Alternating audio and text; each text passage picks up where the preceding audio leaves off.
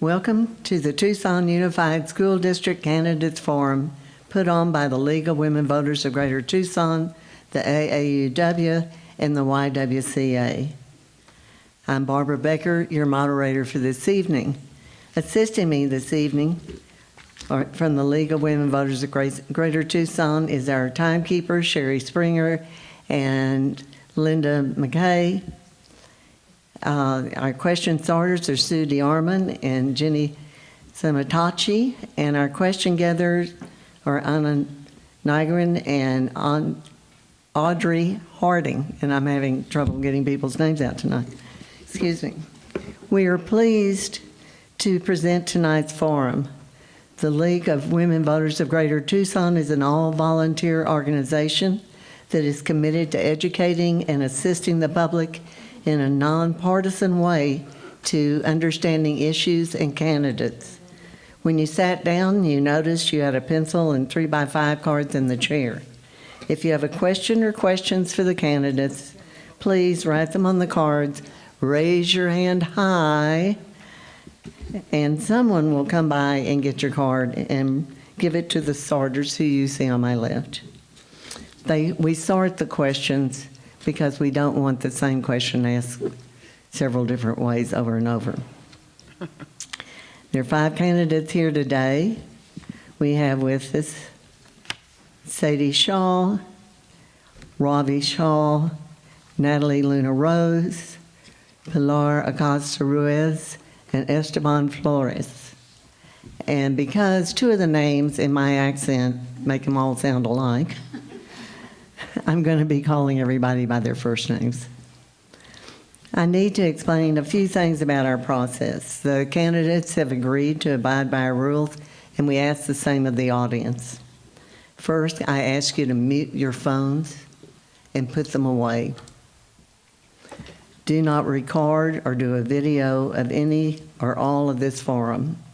We will post the forum in its entirety on the League of Women Voters of Greater Tucson's website for our YouTube, and it's also going viral at this point and is on Facebook.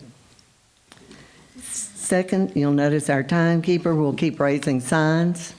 The signs being held up to tell the speaker how much time they have left to speak. Should the candidate continue after the stop sign has been raised, I'm going to interrupt them. We want everyone to have their full 90 seconds to answer the questions. Third, each candidate will have 2 minutes to introduce themselves and their platforms, 1.5 minutes or 90 seconds to answer questions, and 1 minute for closing statements. We'll rotate who goes first with each question. Last but most important, we ask the audience not to clap, yell, scream, boo, hiss, make any noise during the forum. We'll all do that at the end of the forum. If you insist on creating noise, we're going to ask you to leave. TUSD is one of the oldest school districts in Arizona.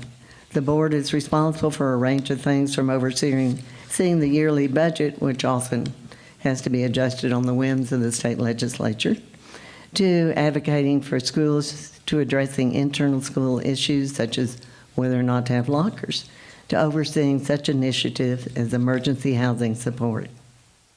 So they have a lot of work to do. So now let us begin the forum by each candidate having 2 minutes to tell us about themselves and why they're running for office. We'll start with Sadie Shah. Hello, everyone. Thank you all for being here. My name is Sadie Shah. I currently serve on the TUSD Governing Board. I'm from Tucson, Arizona. I'm a graduate of Amphi High School, and I earned my BFA in Art and Visual Culture Education from the U of A in 2019. I ran for office because my daughter did not have art classes at her school, and despite my best efforts in meeting with the principal, the site council, and all the way up to the director of fine arts, I was not able to fix this problem. Everybody kept blaming each other rather than finding a solution. And so I figured maybe on the board I could change that, and we did.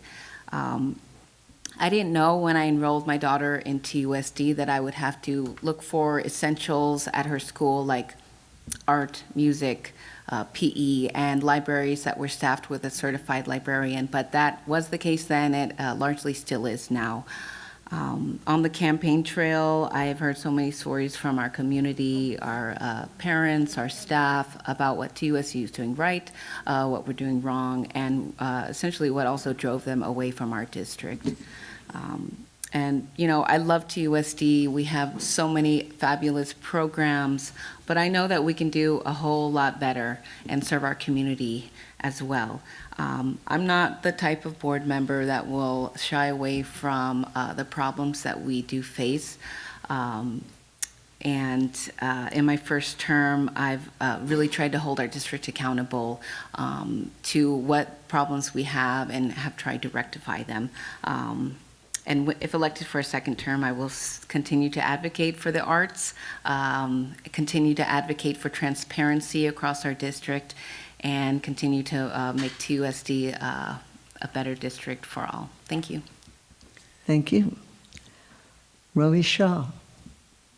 Well, thank you, Barbara, and thank you, League of Women Voters, for hosting this forum tonight. I want to thank my candidates for being here and for stepping up and running for school board.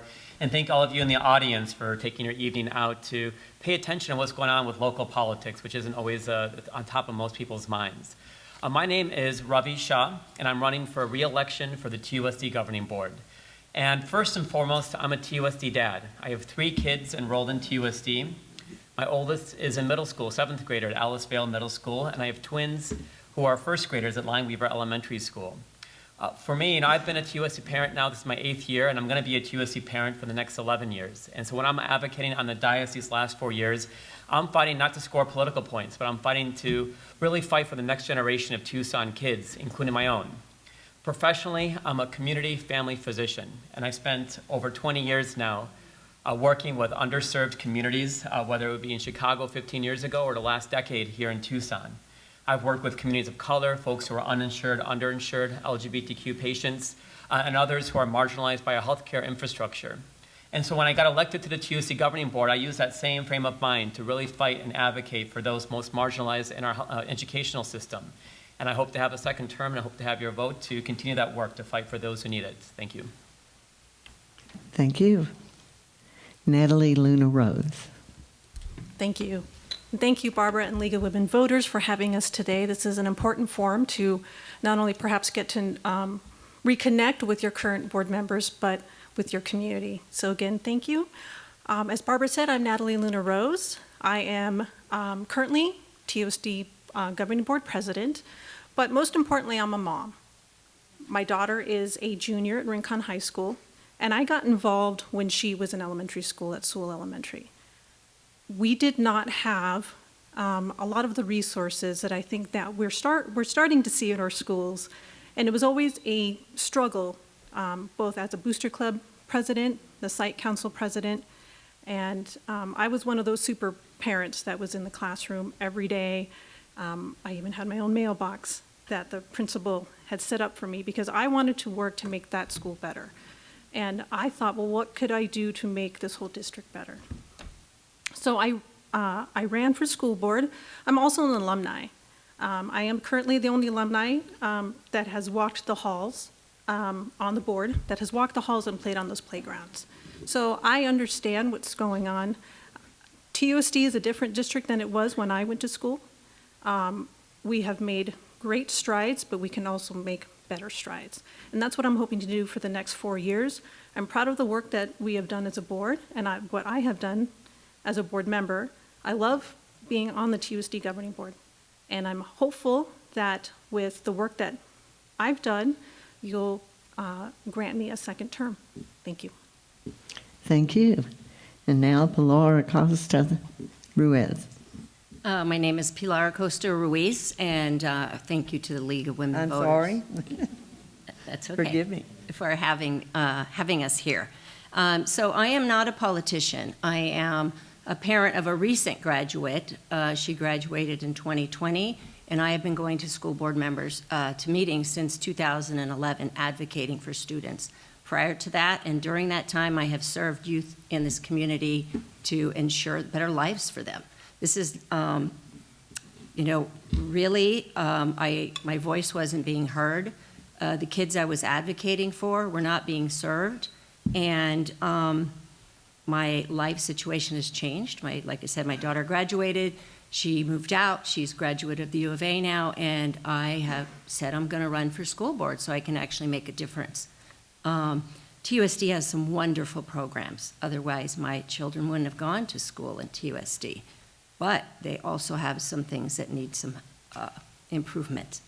And I am not afraid to address those, to call them out, and to find solutions that meet the needs of all parents, regardless of what their political views are, regardless of their economic status. TUSD is about public education. And in public education, we have students from all walks of life. And my job is to advocate for all of them. I am determined. I'm a common sense leader. I will work for solutions that meet everybody's needs. We are 46th in the nation for education still. We need to put more money in the classrooms. Our test scores are like 20% for math. We're way below state average. There's a lot of things that need fixing, and I am looking forward to serving this community further. Thank you. And now, Esteban Flores. I want to thank the League of Women Voters for putting together this forum. I'm grateful to be with you and running for this office. A big reason why I ran and I'm running is because a lot of parents have come to me with concerns. They don't feel their voice is being heard by TUSD. Every person that runs for the public is there to secure the blessings of liberty, not just for them, the families, but for their posterity, and that is their children. And if there are any grandparents in here, their children's children.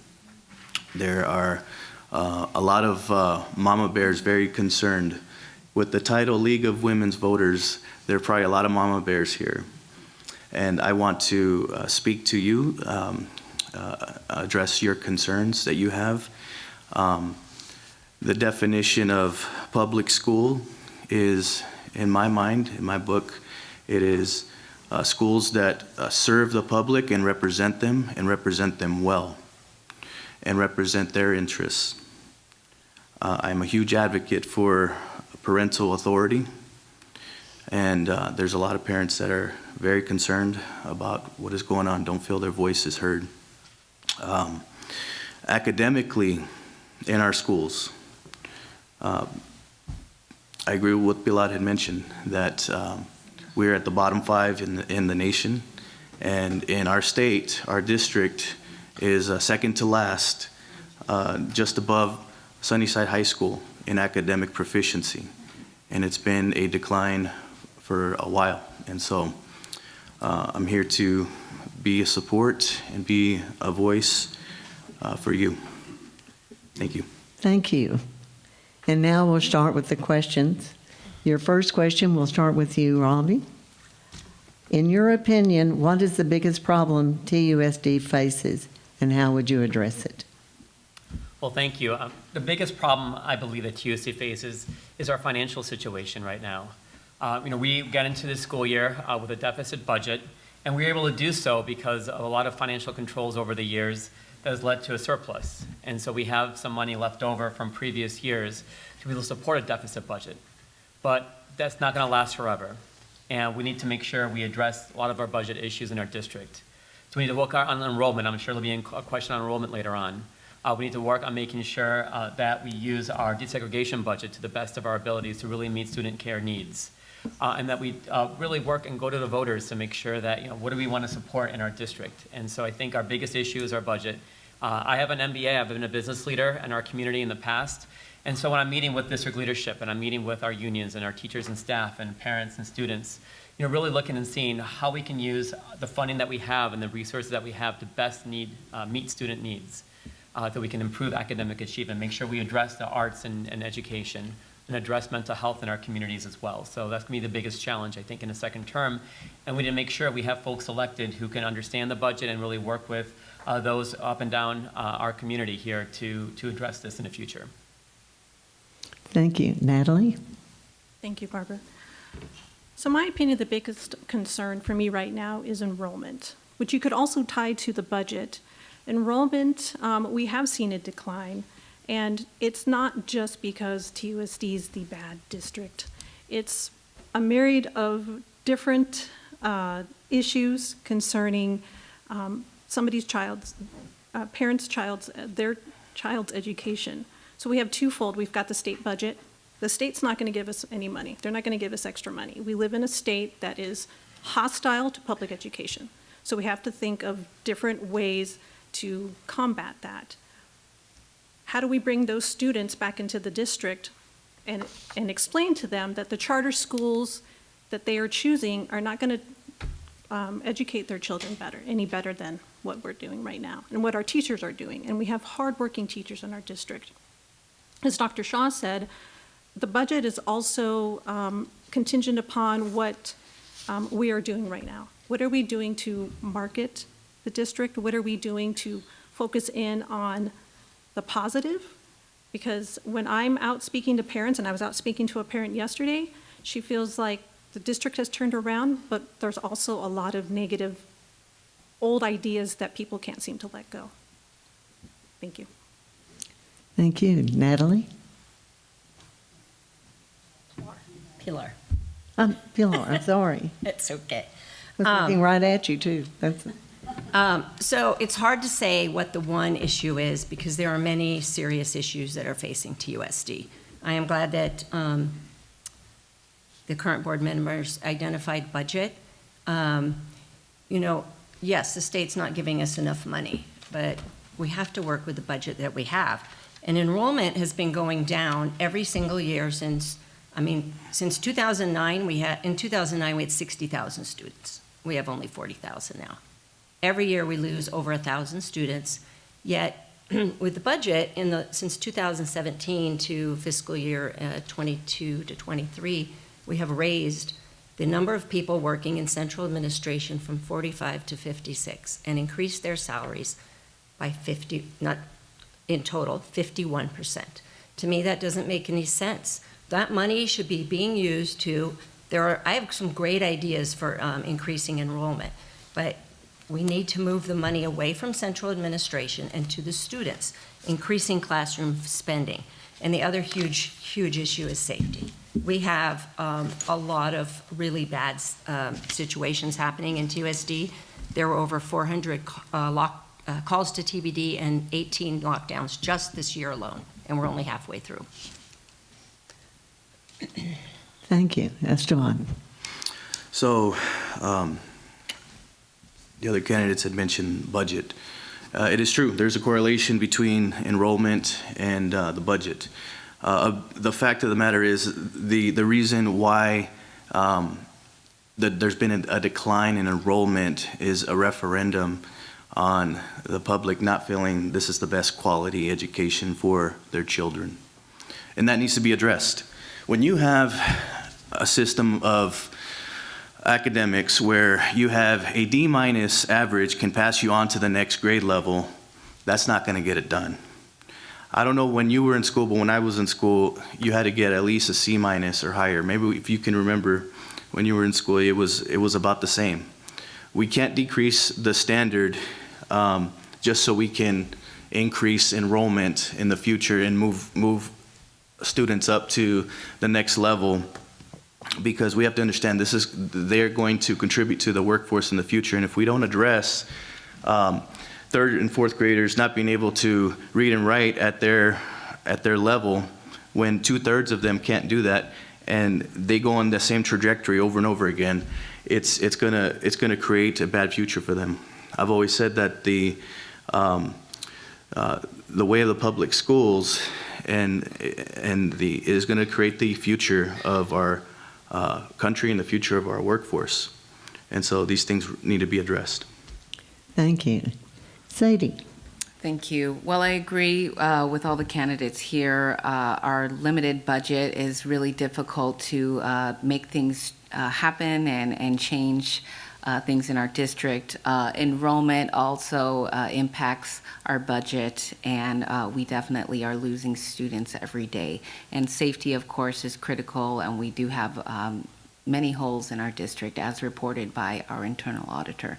But besides those, I believe that the main problem that we have in our district is our proficiency scores. Our district and every public school district's main job is to educate students. And unfortunately, our proficiency rates for ELA are under 25%, largely. And for math, it's around 15%, especially for middle school students. And, you know, this is unacceptable.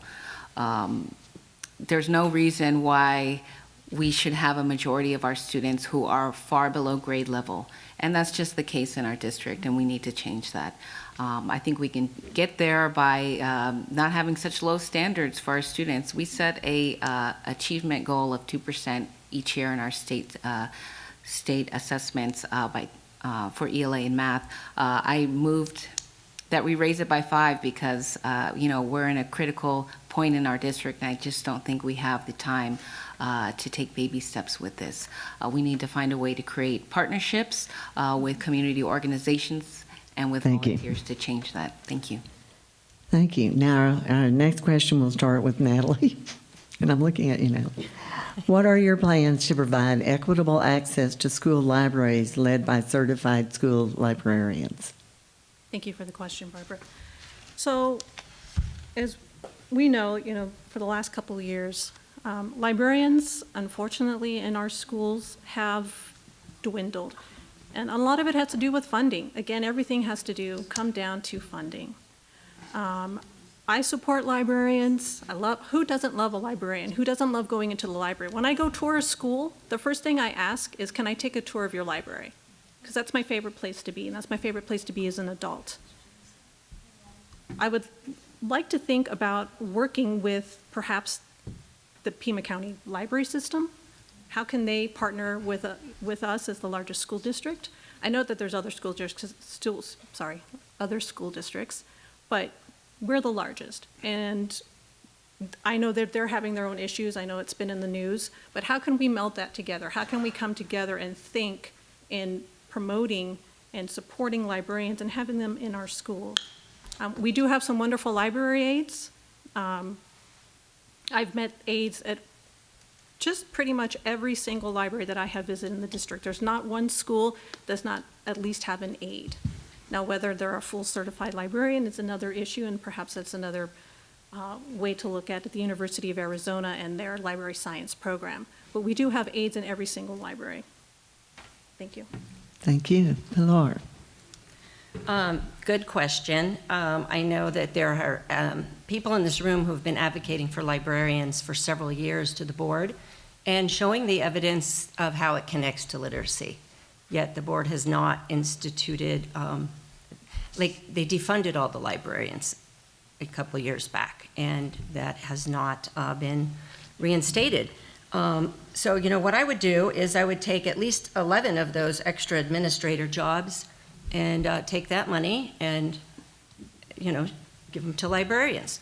Also, to hire librarians. We can also reach out in the meantime to retired librarians. Maybe they want to volunteer, certified librarians who have degrees. I mean, and yes, maybe work with Pima County, but we need to figure out how to fix our own backyard instead of looking for somebody else to bail us out. We've got the funds. We just need to allocate them appropriately to whatever the priorities are. And the priorities should be the students and safety and literacy. So, you know, there are a lot of community organizations that will come. I think one of them is Literacy Connects. There are a lot of community partners out there that we can partner with for reading and literacy, but we have the funds. We just need to get our priorities straight. Thanks. Thank you. Esteban. So we need to make working at TUSD more attractive to librarians. From many TUSD teachers I've talked to, the morale is down, and I would imagine it's the same for librarians. A big issue is the disciplinary problem. There's a very strong disciplinary issue going on in TUSD that needs to be addressed. We can't kick the can down the road. If a student gets in trouble, they get sent to the principal and then they come back and it's just back and forth, and there needs to be something solidified there. But I would, if I was on the board, I would make working at TUSD for librarians more attractive by incentivizing, and as well as for teachers. If a certain amount of your students makes a certain percentage for the highest grade levels on the mathematics testing, then I believe you should get rewarded. It's the same as in the workforce. You meet certain criteria, you go above and beyond, and you meet the expectations. I believe you should be rewarded for this. Thank you. Thank you. Sadie? Thank you. Great question. You know, in 2014, TUSD defunded our libraries. We decided to eliminate the amount per student that we gave to students, and we also took away the certified library position. We currently have 16 certified librarians in our district that are grandfathered in, but now we only hire librarian assistants, and this position doesn't require training. It doesn't require a master's degree. And so, you know, when I went to school, it was the librarian who taught me how to do research. It was the librarian who taught me where to go in the library to find the books that I need. And if we don't have a librarian who doesn't have these skills, then how are those students going to learn how to navigate a library and do research? Strangely enough, I tried every year while serving on the board to get us to put money towards libraries. I said, let's use our COVID grant for that. None of the board members supported me in that. And even a couple meetings ago, when I tried to direct the Budget Advisory Committee to look into how we can fund librarians in our libraries better, I was the only board member who voted in support of that. And so we need to put our money where our mouth is. If there's a will, there's a way, and we can certainly use the desegregation budget for this goal. Thank you. Thank you. Ravi?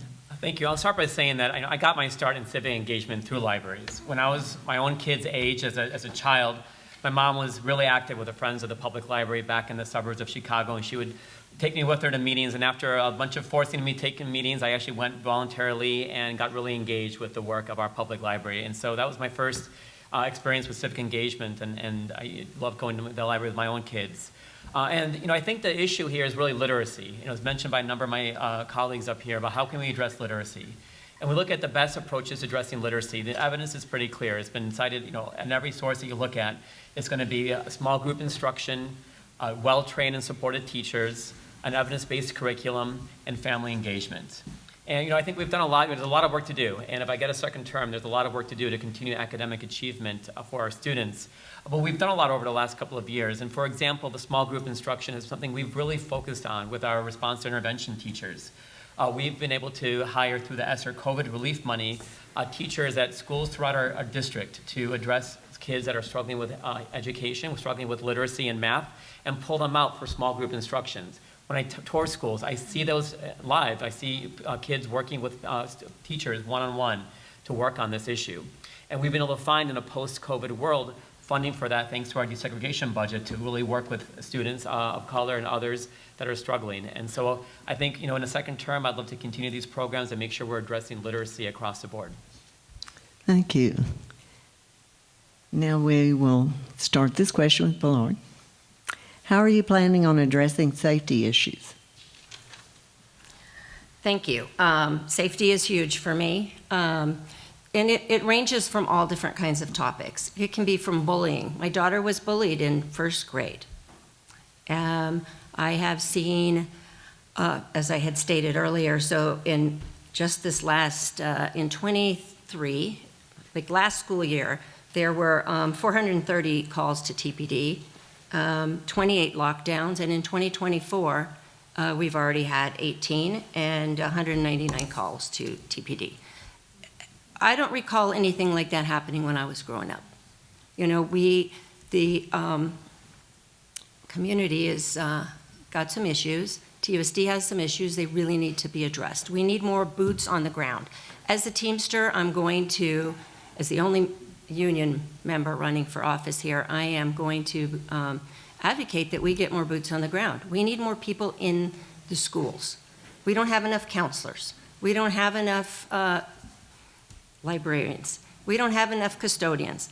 We certainly don't have enough school resource officers. We need to have more community involvement.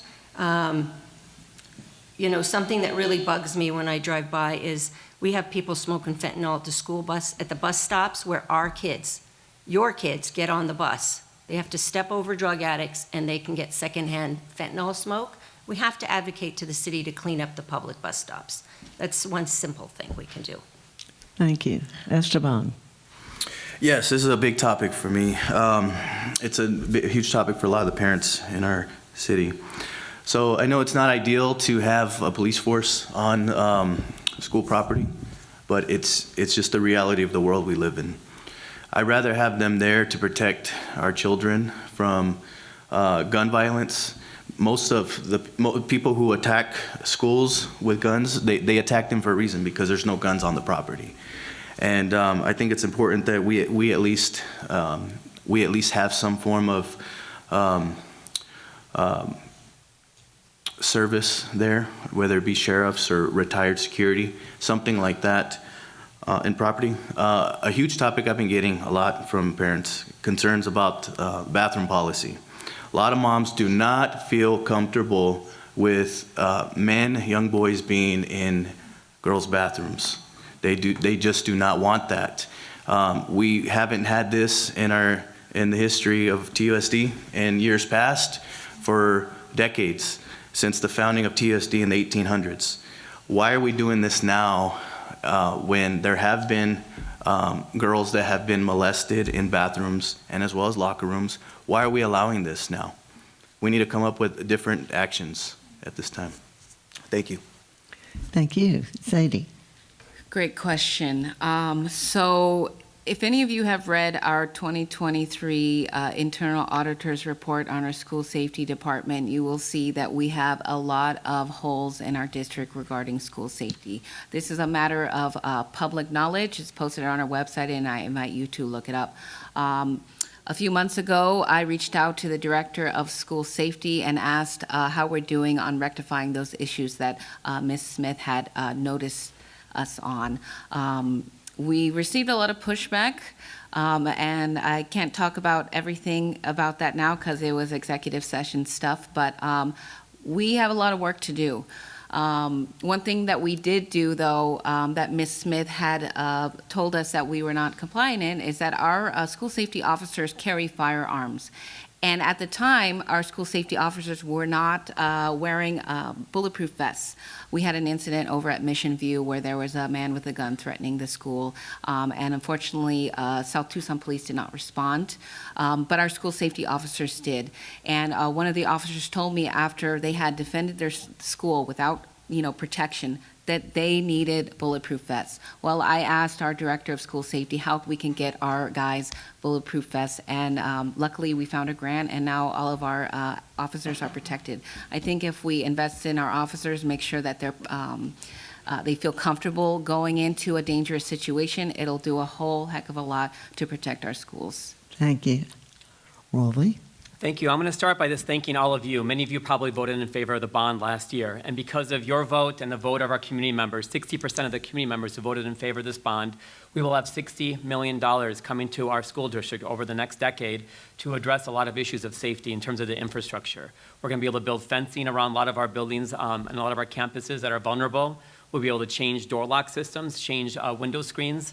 And one thing that I've definitely directed our staff to look into is not just doing what feels good, because we don't want to do what feels good, especially when it comes to safety for my kids and your kids, but what actually makes an impact, what's evidence-based, and actually changes outcomes for our kids. To be honest, SROs, feel good, they sound good, school resource officers, but the evidence show they don't improve outcomes for students in an active shooter situation. And so if I'm elected to second term, I will work to make sure what we do in our school district doesn't just feel good and sound good, but actually has evidence behind it to actually make a positive impact for our students.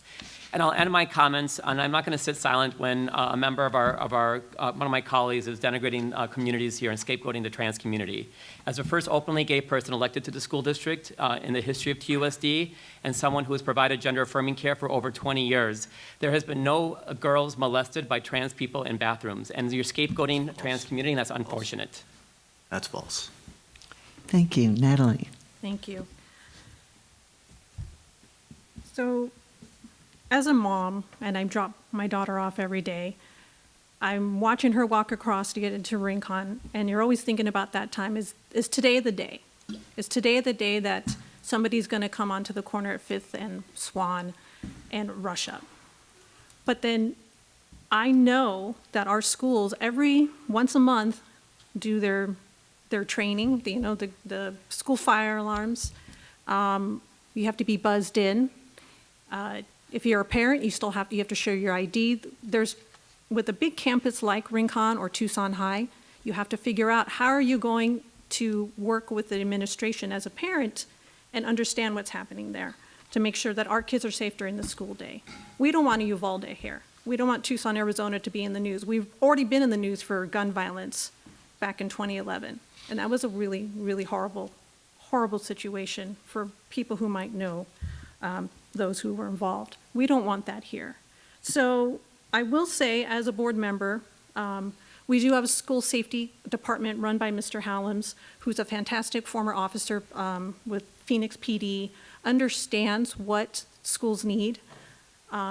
We've also voted for extra officers in school safety. We did that about 2 years ago, and looking forward to working with them and how we can fill up the holes that are still happening.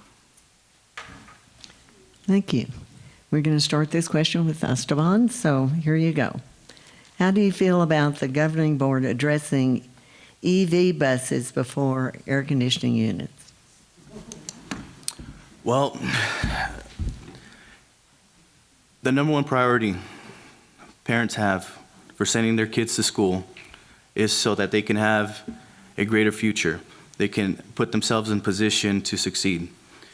The number one priority should be on academics. It shouldn't be on electric vehicles and buses. TUSD is about to go bankrupt in 3 years. We shouldn't be spending this money on electric when your kids are not graduating. 20% of your kids are having difficulty graduating.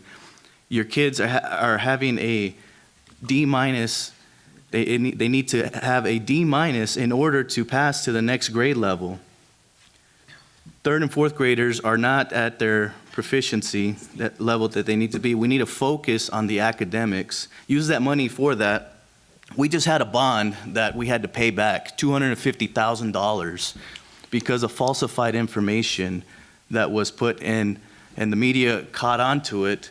We need to have transparency, and we need to have accountability with how we are spending our money. Now is not the time to be using that for electric at this time. Now, there may be a time for it in the future, but right now we cannot afford that. We need to focus and put everything into the academics of our children and provide for that as well as their safety. Thank you. Sadie? Thank you. We voted to purchase 10 EV buses at our last board meeting, and I did struggle with my yes vote.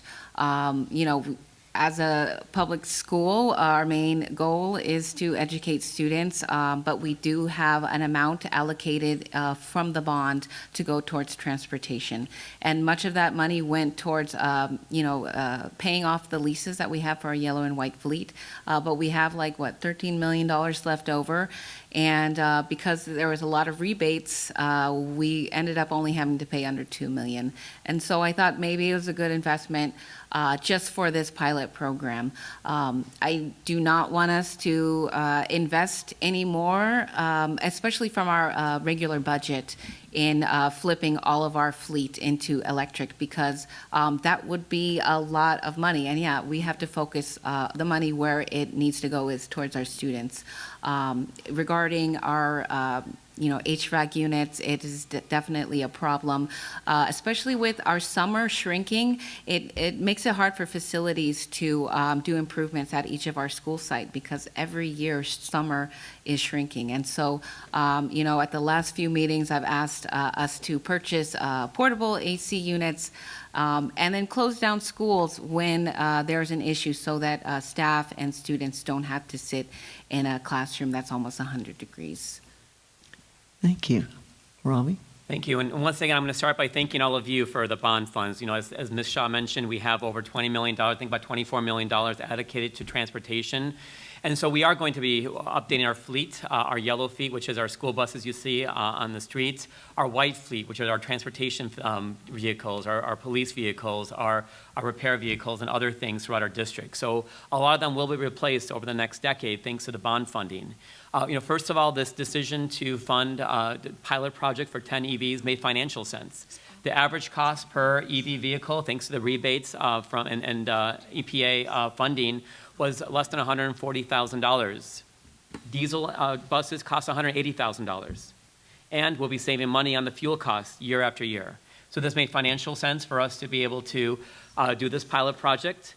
The same people who always talk about listening to the students want this. They come to us asking for a change to address climate change. And climate change is real, and we need to do our part as a school district when we can and when it's financially feasible to address this. And having this pilot project, which we'll look and see how far can they actually go.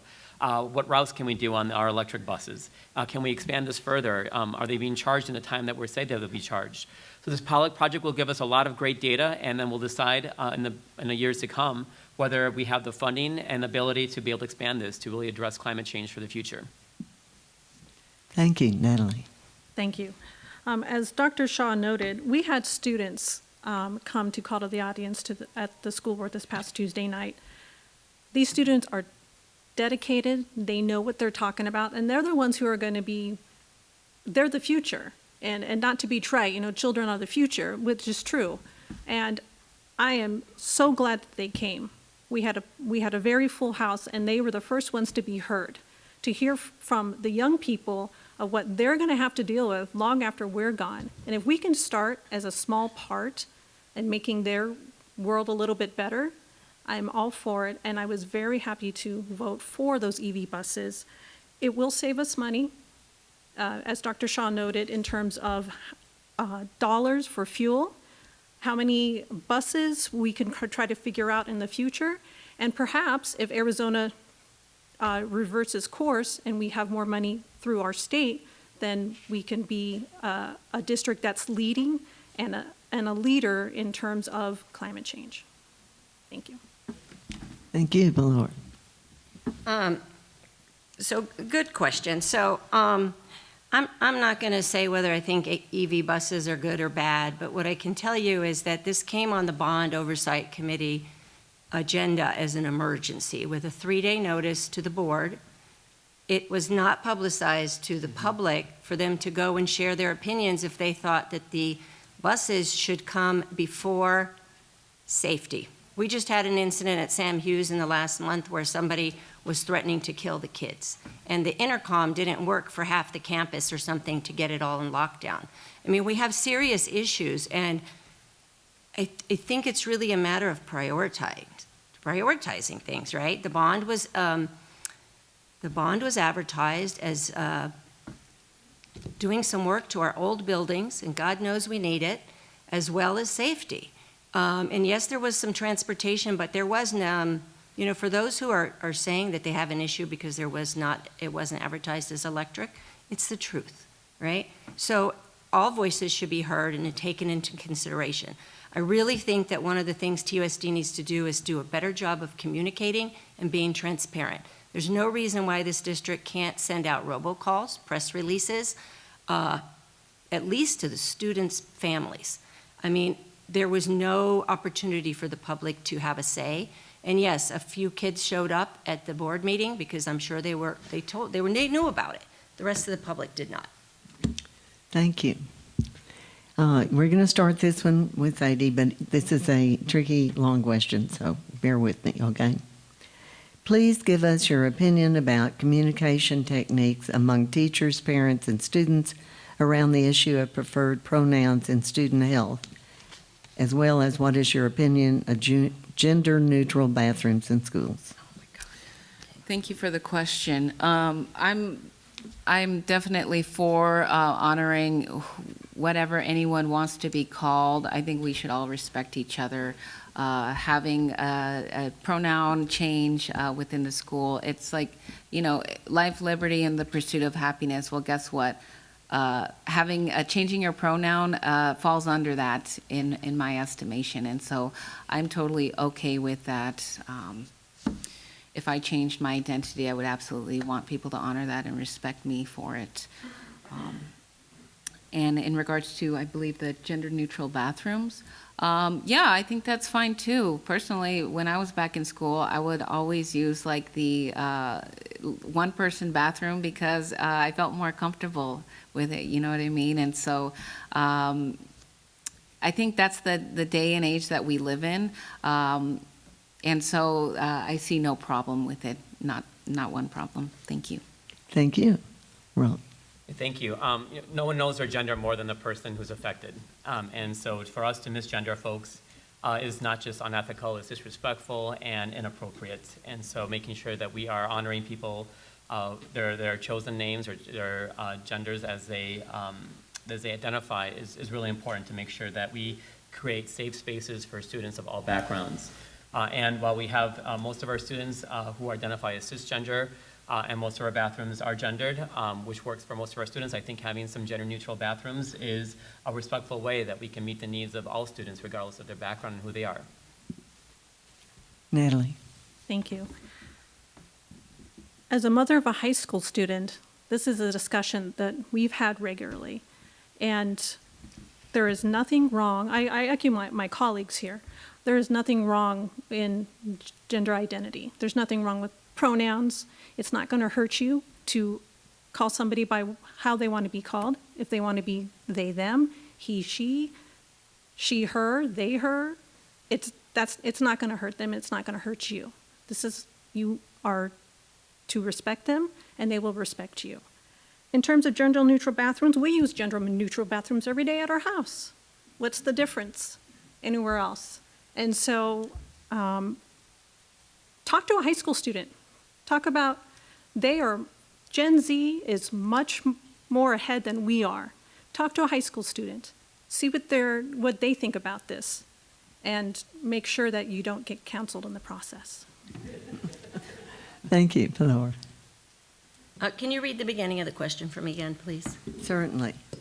Please give us your opinion about communication techniques among teachers, parents, and students around the issue of preferred pronouns in student health, and then the question of gender-neutral bathrooms. Okay, that is a lot. Communication around pronouns, and I think you said something about health in there. So I do want to say, I think parents have a choice, right? So if a student wants to be called by a pronoun, that's fine, as long as their family's okay with it and the teacher's okay with it. I don't believe in us forcing people to do things. I think that, I have somebody in my own family who identifies themselves as trans, but that was a family issue, right?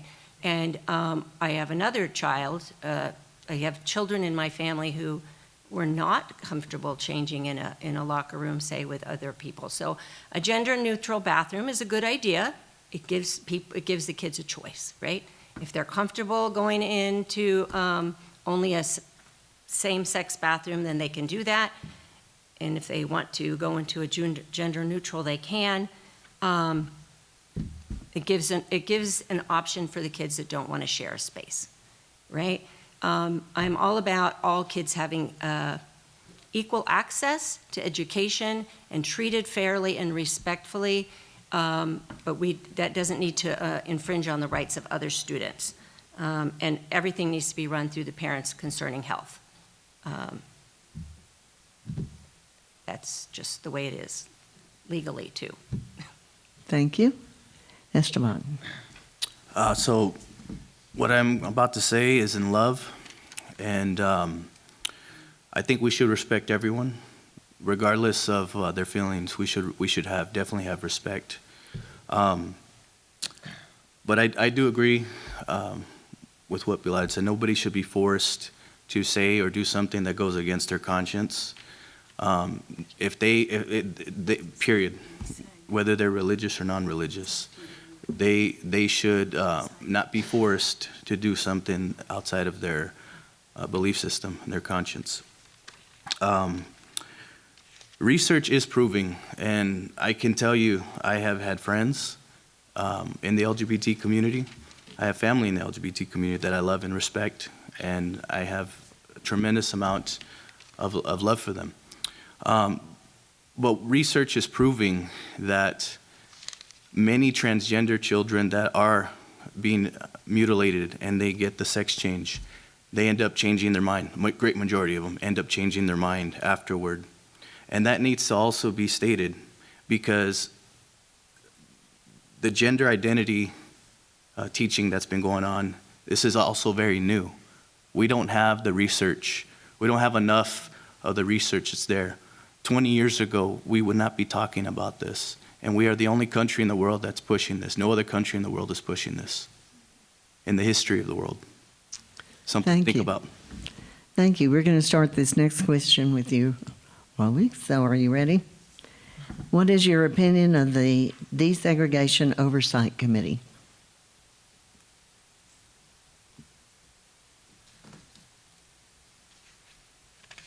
Thank you. So our desegregation budget has really changed over the last couple of years, and I was in favor of getting out of court supervision. I think that was an important step that we did, and thanks to the court system here. We went to the Ninth Circuit Court in December, and we're hoping to hear something from the Ninth Circuit Court any day now, which will hopefully memorialize us being out of court supervision. And being out of court supervision doesn't mean that the work is finished. We still have work to do to address disparities in our district based on race, based on background, on language spoken at home, on zip code, and that work is going to continue. And the big difference in the ending of court supervision is where that decision lies. And in the future, I hope if the courts rule this way, the decision will lie on your duly elected governing board, the 5 of us who are elected to represent you, and how best we can meet those issues of disparities in our district, instead of relying on the courts and a special master who used to live in Baltimore and other folks who really didn't have a connection with our district. So I support coming out of court supervision, and in the second term, we'll work with my colleagues, work with our community, and work with administration to make sure that we use the $64 million or so of desegregation money to best meet the needs of our minority students. We have a number of committees that are working on these issues. We have a committee working on the code of conduct. We have committees working in each of our student services, Mexican American, African American student services, and they're doing a lot of this work already, so I support that, continue that work. Thank you. Natalie. Thank you, Barbara. I support having a desegregation oversight committee. I have supported that from the beginning. I think it's important for the community to tell us as board members and the district what they want to see now that we're not underneath court order. I also support the fact that we are no longer under court order, because I do believe that autonomy belongs to the school board. It belongs with governing board members. That's why we are duly elected to make those decisions and not a court halfway across the country. So I am glad that is back with the governing board. I also do believe that we are doing great work in DSEG, in the desegregation area, with, as Dr. Shah mentioned, our student support services, Mexican American, African American, Native American, and Asian Pacific studies. But there's still a lot of work to be done. There's just a lot more work to be done. And so what I'm hoping to do for next term is to work with a committee of members like yourself who can come tell us what they want to see for the next decade in TUSD. Thank you. Thank you, Pilar. A group that I used to work with, Moderate Care Coalition for Accountability, Respect, and Excellence in TUSD, we did a lot of work around desegregation. And the problem I hear with what I have with what I'm hearing is to deal with desegregation issues isn't a next term issue. It should be happening like all the time. It should have been happening already. It should have been happening when our schools, Ritchie School and Spring School were not segregated at all. My husband was, or desegregated. My husband was one of the first kids to be bused from Borton to Kellen many moons ago, you know, and I think the problem with what's happening is that TUSD has not done a very good job of building trust with the community. You know, the reality is all kids deserve an education, whether they're black, brown, white. I mean, and in reality, our white kids are actually the minority now. But TUSD doesn't have, the citizens don't have trust that we are providing for all students the best education possible. And so, yes, we need an oversight committee because TUSD doesn't have a good track record of providing what they say they're going to do. So unfortunately, we need to have oversight committees to make sure that we continue to give the best education to all students. Thank you. Esteban. Can you repeat the question, please? Yeah. What is your opinion of the Desegregation Oversight Committee? I think there's a time and a place for everything. I think everyone should be treated as equal. We're all made in the image of God. And there should be no favorites, period. I think we if there is racism going on, we need to call it out and condemn it. But if the focus is constantly on race, that's what everybody's going to be focused on all the time, is on race. And so I think we need to everybody should be treated equally under the law. And there should be no favorites. That's just my opinion on it. Whether we have a committee or not, you know, that's not for me to decide. But I think in the people of Tucson, if they believe we should have one. So that's where I'm at with that. Thank you. Sadie. So I believe the question is surrounding our former desegregation oversight committee that was mainly formed for compliance reasons before we were outside of court supervision. That committee was filled with experts on the deseg case. And yeah, it's not around anymore. I did try to get the board to establish a new desegregation oversight committee. I believe it was in the beginning of this year when all of that stuff about the EDI department being dismantled happened, but I wasn't successful in that. I do believe we need a desegregation oversight committee because, you know, we're seeing that desegregation money is kind of used as a slush fund for anything and everything without much oversight, without data behind it, and that's a shame. You know, over the last couple of years, we've seen our performance impact analysis lack data. Like in years past, it was like many pages long, and now it's like, you know, 15 or so. And so definitely we need more eyes on our desegregation budget and make sure that, you know, we're doing what the court mandated us to do. And when elected for a second term, I will continue to push for that oversight. Thank you. Now for the next question, which we'll start with Natalie. What is your opinion of the focus of the district on standardized testing? Do you think it's too much or okay? Thank you for the question. I've been very vocal from the beginning when I first ran for this position that I am not in favor of standardized testing. I think we do need benchmarks to know what our students are learning, but in terms of standardized testing and basing that off of teacher salary is, frankly, I just don't like it. I don't like it at all. I think it creates tremendous pressure on both students and teachers, unnecessary pressure. They're already going through pressure throughout just the school day with regular tests and their benchmarks. And for standardized tests to come in, with the state to come in with standardized tests, and then perhaps a legislature who, once again, has always been hostile to public education, specifically TUSD, and that's not a secret, to use that as leverage to not fund public education as it should be is a travesty. So I will always be against standardized testing. I am all for benchmarks and knowing what a child is learning and where they are academically, but in terms of actual standardized tests, like when I took a test, the CAT test, when I was a student in TUSD, and whatever it was, the next iteration it was while my daughter's been in school, I'm not in favor of it. Thank you. Thank you. Pilar. So there probably has been an abundance of standardized testing. I know that there are people texting in the room. So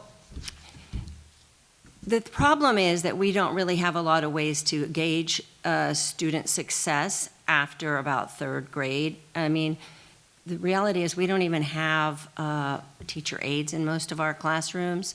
I believe that kindergarten through third grade teachers who are like where our kids need them the most, they're capable of knowing whether a kid needs additional help with reading.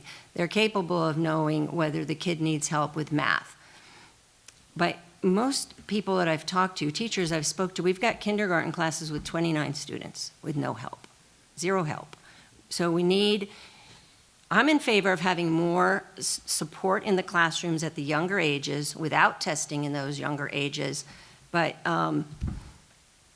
we need some, right? Because we don't have any other way to gauge, at least right now, because we don't have enough people in our schools. And I believe that the funding coming to the schools is not all based on grades, right? But the reality is we're doing a horrible job of educating our kids. If you don't have a parent that's hands-on, then your kid, we need more hands-on parents. We need more hands-on community members to help. Thank you. Esteban. Yes, I think if we have a standardized testing, which one? Which one do you pick? Personally, I think, every child learns differently. I think it's very difficult to have a one-size-fits-all type of system. I agree. I think it's good to have some kind of benchmark, but for it to not have such an impact on teachers and children as well.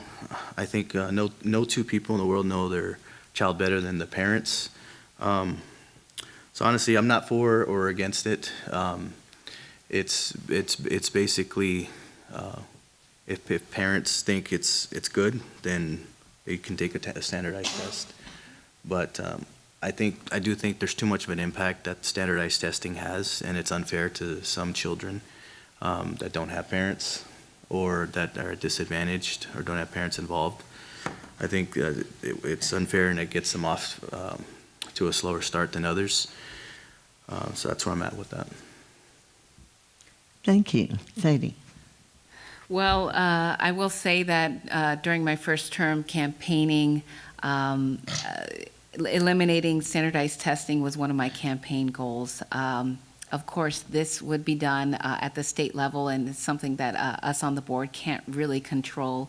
But I do think that we should shift away from standardized testings, and I have directed our lobbyists to try to find ways where we can do that. That being said, we do have learning platforms that can already kind of measure where a student lands in proficiency levels.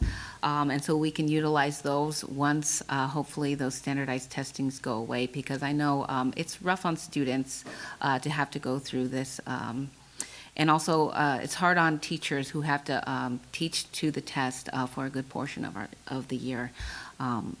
Other than, our learning platforms, I think we can get back to the basics. Having students read aloud to their teachers so that they can gauge where they are in their literacy levels. having students write a paragraph or an essay that's appropriate to their age group, so that we can see where they are spelling and forming ideas.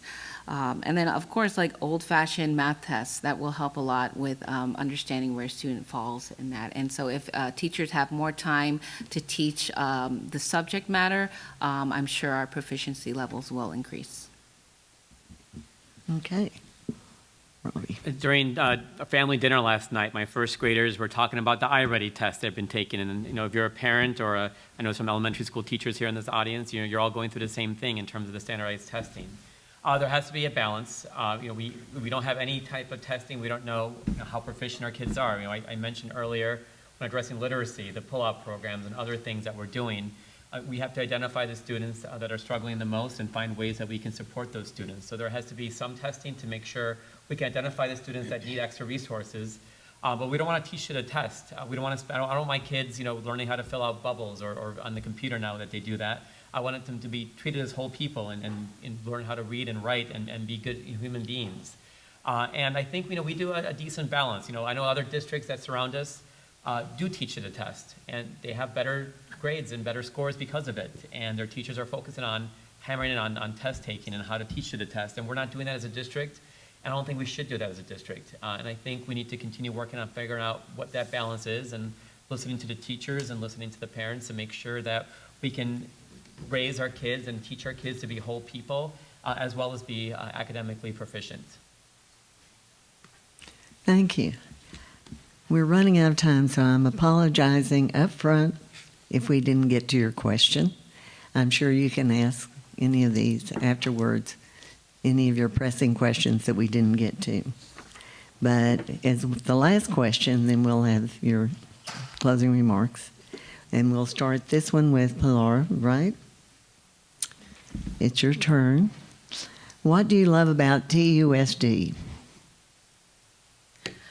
What I love about TUSD is all the fine arts programs that they have, all the communities where voices are heard, and children and parents have support. So my daughter, my youngest daughter, went to school. Her final school was Tucson High.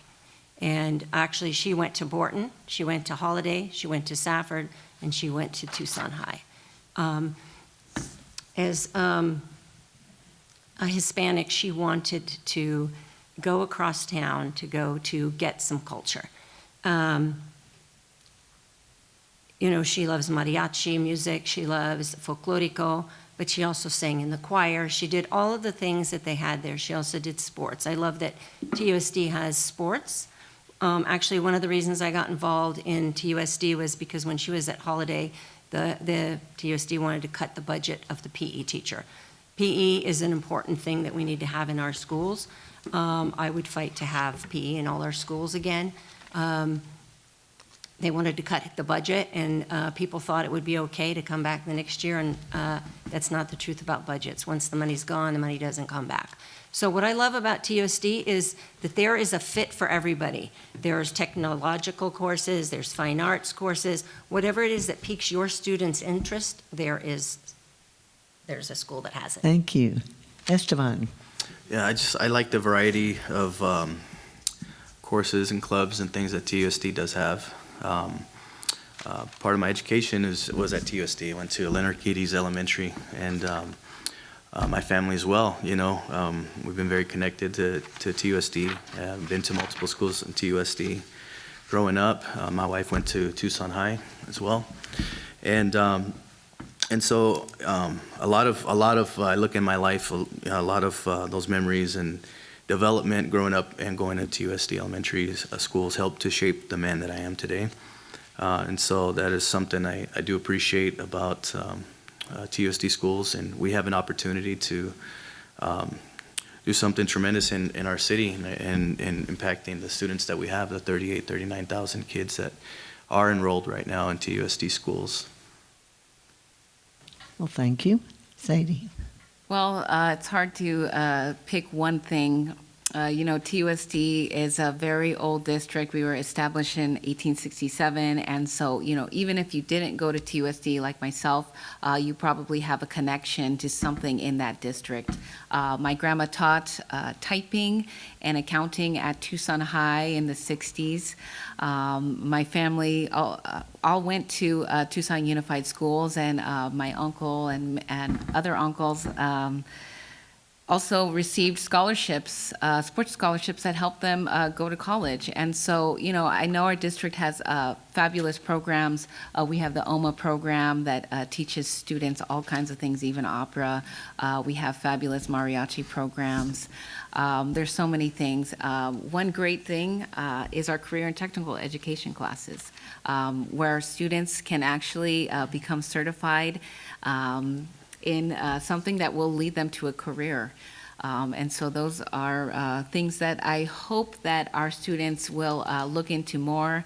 In my first term, I tried to get our career and technical education classes to be something that was mandatory, because I feel that, they could be overutilized. This would make it so that students didn't have to choose that 0.5 credit between arts or CTE. And so I think that if we invest more in our CTE programs and expand them, it'll help our whole community. Thank you. Ravi. I love that our district is the district for everyone. Unlike our charter schools, unlike some of our neighboring districts, we don't cherry pick our students. We are here to serve every student that lives in our border that wants to get an education from TUSD, regardless of their background, their family situation, or anything else going on. And that's unique. No one else in the TUSD boundaries, none of our charter schools are doing that. We are the district for everyone. I am thrilled that my kids get to go to school with students that are different from them, that come from different economic backgrounds, that are identifying differently, that are different racial backgrounds than my kids. And they get such an enriching experience in our schools in Midtown Tucson, because they are in schools with people that come from all backgrounds. That is amazing to be able to put together everyone in our district, everyone in our region, in the same institution, and so everyone can learn together. And so I am really proud to be TUSD. I'm proud to be a TUSD dad, to have that opportunity for my kids. My family's always supported public education. I grew up as a public education student. I went to college in public schools. And I'm proud to have my kids enrolled in public schools, because TUSD meets their needs and meets needs of students of all backgrounds. And that's what I love about our district. Thank you. Natalie. Thank you. What I love about TUSD is the people. Oh, it's mine. What I love about, there you go. Thank you. What I love about TUSD is the people. It's the people that makes this district. The teachers, the staff, and the students. And you feel that energy every time you walk into one of our schools. I am privileged to be on this board, to be able to walk into the schools and feel that energy. It is the people. It is what makes TUSD Tucson. TUSD is Tucson and vice versa. Whether you think that or not, it's true. We are the oldest district, and we welcome everybody. It doesn't matter who you are, where you live, what pronouns you use, what bathrooms you want to use, what you want to study, what do you want to play, what do you want to teach. It's the people. We welcome everybody. And in terms of our teachers, we have such wonderful teachers across the district, and I'm really proud that I was just recently endorsed by Tucson Education Association for the second time, because I believe in teachers and I believe in what they're doing. And I've heard a few comments tonight about this district and our students being poorly educated, and I find that to be insulting to our teachers. And please remember that they're working hard every day for your students. Thank you. Thank you. And now the closing statements. We'll start with Esteban. Thank you. I have a mother who taught in TUSD for many years, and she was such an inspiration to me. I've seen the sacrifice that she has done. Growing up, she raised me as a boy. I saw her teach multiple subjects: math, reading, writing. She coached track. And so I want you to know, to the teachers, that I have a tremendous amount of respect for what you do, because I seen it in front of me growing up firsthand. And so if I'm elected, you will have a voice and support for you. because I understand what teachers in TUSD go through. I've seen a lot of times her paying for things that she didn't need to pay for. But I am a father of a 6-year-old daughter. I'm not only doing this for her, but for your children as well.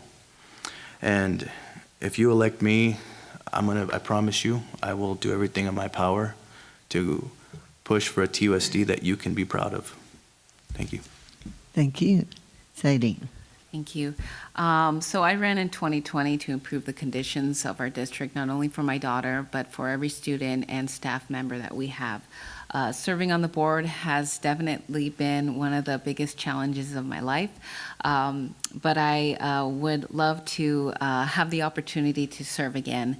I am proud of my voting record and what I have been able to accomplish and what I have moved during public meeting that was a great idea, but didn't make it because of lack of a second.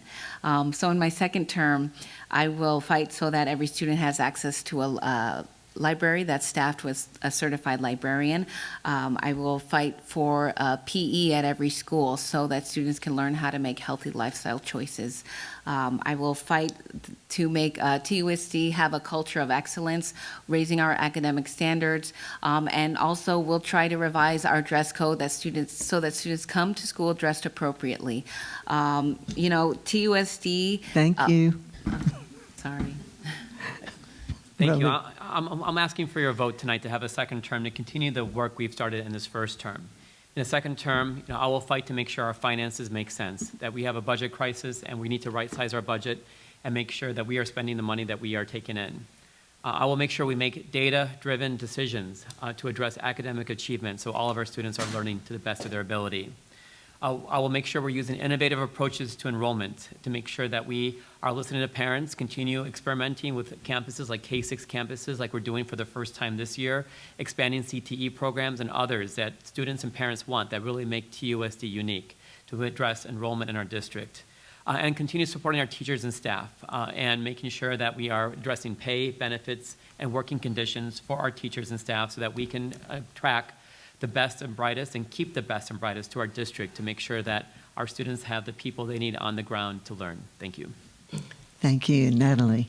Thank you, Barbara. So I am asking for your vote for a second term because I believe in TUSD. I believe in this community. I am a TUSD parent. I'm an alumni. And I want to continue to bring civility to TUSD. We're a board that has worked together for the last 4 years. And we are a board that has not been contentious, has not had splashy headlines in the news, because we are here working for you and for your students, not to have an agenda, not to make a name for ourselves. We're here because we want to be, because we love what we do. And I love being on this school board.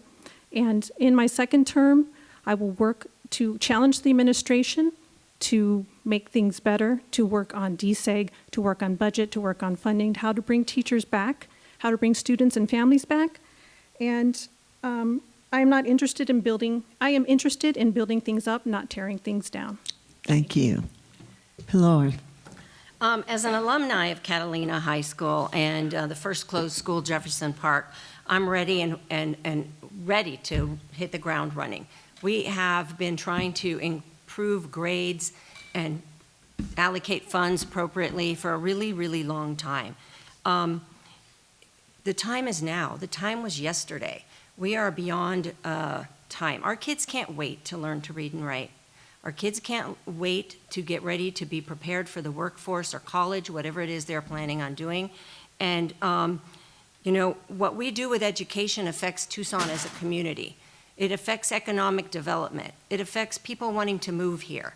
It has effects for everybody. And teachers, as a TEA has been crying out for support. As a union member, I'm going to support them. They want air conditioning. They want better working conditions. I respect the teachers. They are currently being disrespected. They're not getting the support they want.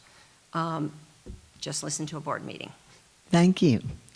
And the League of Women Voters of Greater Tucson, the AAUW, and the YWCA, thank you, our audience, for taking part in educating yourselves on issues and individuals. Now let us thank our candidates for an outstanding forum.